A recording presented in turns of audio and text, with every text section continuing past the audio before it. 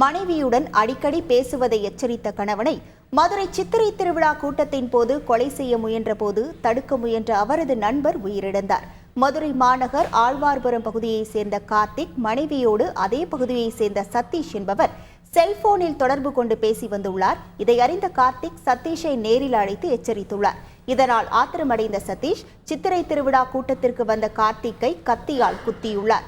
அப்போது கார்த்திக்குடன் இருந்த அவரது நண்பர் சோனைமுத்து என்பவர் தடுக்க முயன்றுள்ளார். அப்போது கத்தி சோனைமுத்துவின் கழுத்தில் குத்தியதில் காயமடைந்த அவர் மருத்துவமனையில் உயிரிழந்தார்.